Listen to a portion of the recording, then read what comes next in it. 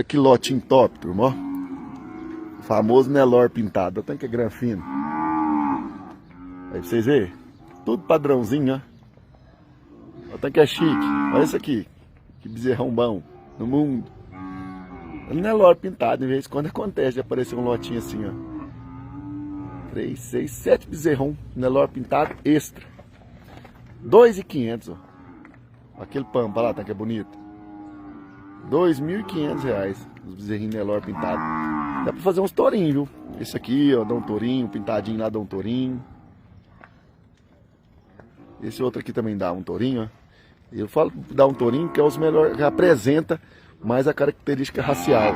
Um cupim maiorzinho, um biguinho mais desgarrado, comprido, a anquinha mais levantada. Não que os outros não sejam bom, mas tem uns 3 aqui que se destaca a mais, né? Mais boa é elas, viu? Eles, né?